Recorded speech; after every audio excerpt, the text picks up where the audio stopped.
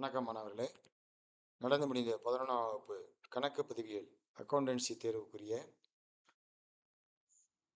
3 மதிப்பெண் வினாவுடைய விடைகள்.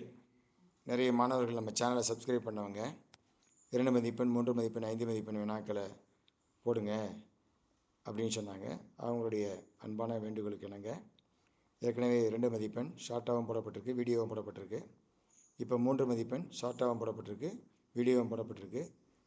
மாணவர்கள் தாங்கள் தேர்வில் எழுதிய விடைகளை சரிபார்த்து எவ்வளோ மதிப்பெண் வருங்கிறத எனக்கு கமெண்டில் போடுங்க. Welcome to centum in accounts and commerce channel. இப்போ பார்க்கலாம்.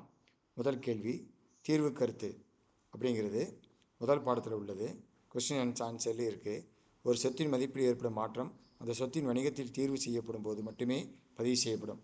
புராதன நடவடிக்கையில் சொத்துக்கள் பதிவு செய்தால் சொத்துக்கள் மதிப்பில் ஏற்படும் மாற்றம் அந்த சொத்தின் தீர்வு செய்யப்படும் போது மட்டுமே கணக்கில் கொண்டு வரப்பட வேண்டும் அப்படின்னு சொல்லப்படுது.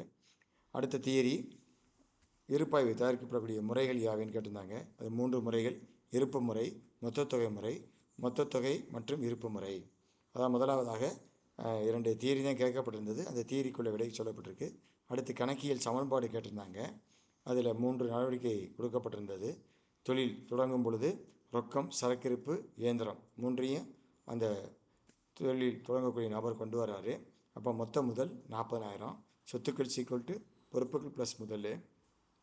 அடுத்து கடன் கொள்முதல். அப்போ சரக்கு உள்ளே வருது, கடன் ஈந்தோர் 7,000. ரைட். அடுத்தது கொடுபட வேண்டிய கூலி. கொடுபட வேண்டிய கூலி அப்படிங்கிறது முதல் குறைஞ்சிரும்.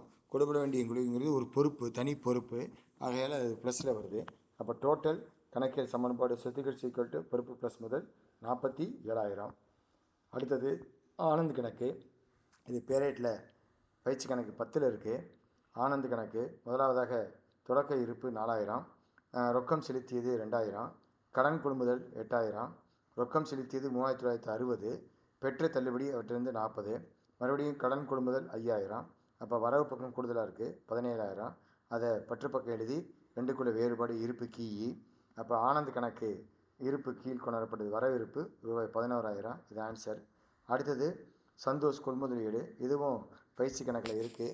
காஞ்சிபுரம் அப்படின்னு சொல்லி பிரசாத், ஹரிகிராம் அப்படின்னு இருக்கும். அதில் கொள்முதல் விற்பனை எல்லாமே சேர்ந்துருக்கும். இப்போ இதில் இவங்க கொள்முதல் மட்டும் கேட்டிருக்காங்க. அப்போ 2 இதில் தள்ளுபடி எதுவுமே கிடையாது. பெருக்கி போட்டு கூட்டினோம்னா கொள்முதல் கணக்கு வந்துடும். அதை மாணவர்கள் சரி பார்த்துக்கொள்ள வேண்டியது. இதுவும் புத்தகத்தில் உள்ள கணக்கு தான். அடுத்து வங்கி சர்க்கிட்டின் பட்டியல்.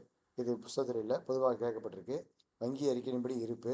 அப்போ வங்கி அறிக்கையின்படி இருப்புனா செலுத்திய காசோலை வர வைக்கப்படாத கூட்டணும், விடுத்த காசோலை இன்னும் முன்னிலைப்படுத்தப்படாத கழிச்சிடணும்.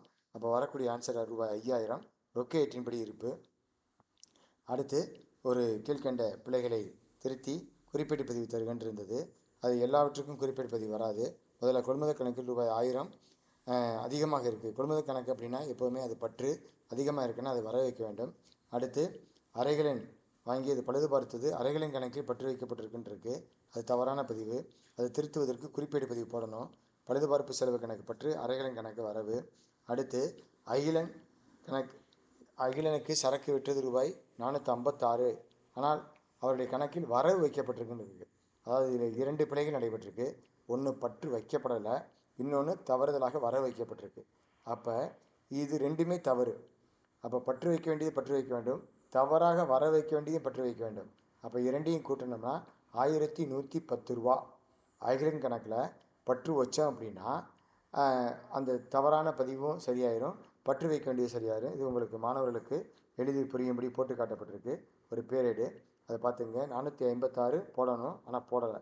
ஆனால் நம்ம கணக்கேடில் போட்டது 654 வரவு.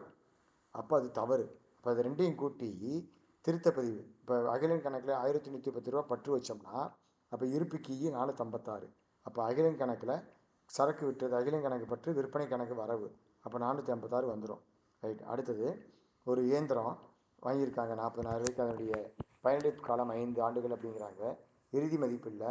அப்போ தேய்மான தொகைக்கு சொத்தின் அடக்கவிலை எதிர்நோக்கும் பயனளிப்பு காலம். அப்போ தேய்மான தொகை 8,000. தேய்மான விகிதத்துக்கு ஃபார்முலா தேய்மான தொகை வகுத்தல் மொத்த அடக்கவிலை என்று 100. அப்போ 20%. அப்போ இது 1/1/2022 வாங்கப்பட்டதாக சொல்லப்பட்டிருக்கு. ஆனால் கணக்கு எப்போ முடிக்கணும்னு சொல்லலை. ஆகையால் டிசம்பர் 31 நம்ம எடுத்துக்கிற வேண்டியது. அப்போ ஒரு வருடத்திற்கு 20%க்கு 40,000க்கு ₹8,000. அப்போ அந்த வருஷம் இருப்பு கிஇ 32,000. இது நேர்கோட்டு முறையினால் தேய்மான தொகை மாறாது, ஒரே நிலையான தொகையாக தான் இருக்கும். அப்போ 2 ஆண்டுகளுக்கு இயந்திர கணக்கு தயாரிக்கும் இருக்குது. அப்போ 2 ஆண்டு முடிவில் 3ஆம் ஆண்டு தொடக்கத்தில் தொடக்க இருப்பு இயந்திரம் ரூபாய் 24,000. அடுத்தது இந்த கணக்கு தேய்மானத்தில் இது பயிற்சி கணக்கில் இருக்குது, மாணவர்கள் பார்க்க வேண்டியது. அடக்க விலை அப்படின்னாலே தொடக்க சேகரிப்பு நிகர கொள்முதல் மைனஸ் இறுதி சேகரிப்பு, இது 2,10,000 ரூபாய் வருது அடக்க விலை. விற்பனை வந்து 100 ரூபாய்னு வச்சுக்கிட்டோம்னா அதில் லாபம் 30% சொல்லிப்பட்டிருக்காங்க. அப்போ 70% அடக்கம்னு அர்த்தம். அப்போ 70% அடக்கத்துக்கு 30% லாபம். அப்போ 2,10,000க்கு 90,000 ரூபா லாபம் அப்படின்னு சொல்லப்படுது, மொத்த லாபம். அப்போ விற்பனை சீக்வல் டு அடக்க விலை ப்ளஸ் மொத்த லாபம். அடக்க விலை 2,10,000, மொத்த லாபம் 90,000. அப்போ விற்பனை 3 லட்சம். இதான் கேட்கப்பட்ட கேள்வி, இதற்கான விடை. 40வது கொஸ்டின் வந்து ஒரு சரிக்கட்டு பதிவு கொடுக்கப்பட்டு இது இறுதி கணக்கில் எவ்வாறு இடம்பெறும். இறுதி கணக்குன்னு சொல்லிட்டாலே வியாபார லாப நட்ட கணக்கு, இருப்பனை குறிப்பு போட்டு காட்டணும். அதில் பற்பல கடனாளிகள் 60,000 அப்படின்னு சொல்லப்பட்டிருக்கு. வாரா கடன் அப்படிங்கிறது 1,500. சரிக்கட்டுகள் 5% கடனாளிகள் மீது வாரா இயக்கடன் ஒதுக்கு உருவாக்கவும். அப்போ வாரா கடன் கணக்கில் கொடுக்கப்பட்டது 1,500 எழுதணும். புதிதாக கண்டுபிடிக்கப்பட்ட 60,000க்கு 5% 3,000. அப்போ 4,500 ரூபா லாப நட்ட கணக்கில் இடம்பெற வேண்டும். அடுத்து இருப்பினை குறிப்பில் சொத்துக்கள் பக்கத்தில் பற்பல கடனாளிகள் 60,000 மைனஸ் வாரா இயக்கடன் ஒதுக்க 5% 3,000. அதை மட்டும் கழிச்சு எழுதணும். இது டோட்டல்லாம் போடக்கூடாது, இதை அப்படியே வச்சிடணும். 57,000 ரூபா. மாணவர்கள் நம்ம இப்போ தொடர்ச்சியாக அடுத்த 5 மதிப்பெண் எல்லாம் போட போகிறோம். நம்ம சேனலை சப்ஸ்கிரைப் பண்ணுங்கள், உங்கள் ஃப்ரெண்ட்ஸுகளுக்கெல்லாம் ஷேர் பண்ணுங்கள், லைக் பண்ணுங்கள், கமெண்ட் பண்ணுங்கள் எவ்வளோ மார்க் வரும்னு. நம்ம சேனலை சப்ஸ்கிரைப் பண்ணிங்கன்னா 11th படிக்கக்கூடிய ஸ்டூடெண்ட்ஸ் அனைவருக்குமே +2 பிகினிங்லேருந்தே காமர்ஸ் அண்ட் அக்கௌண்டன்சி ஃபுல் சிலபஸும் முழுமையாக வணிகவியெல்லாம் ஒவ்வொரு பாடமும் தனித்தனியாக நடத்தப்பட்டு கேள்வி பதில்கள் குறித்து கொடுக்கப்படும். அதே மாதிரி கணக்கு பதிவிடும் தனித்தனியாக நடத்தப்பட்டு கேள்வி பதில், ஒவ்வொரு கணக்கும் எவ்வாறு எளிமையாக போடுவது என்பதை சொல்லப்படும். நம்ம சேனலை ஃபாலோ பண்ணிங்க அப்படின்னா நெக்ஸ்ட் இயர் ஃபுல் மார்க் எடுத்து உங்கள் ஹையர் செகண்டரியில் உங்கள் மார்க்கினுடைய டோட்டலை இன்க்ரீஸ் பண்ணுறதுக்கு அதிக வாய்ப்பு இருக்குது. அதனால் நம்ம சேனலை சப்ஸ்கிரைப் பண்ணுங்கள். Thank you very much.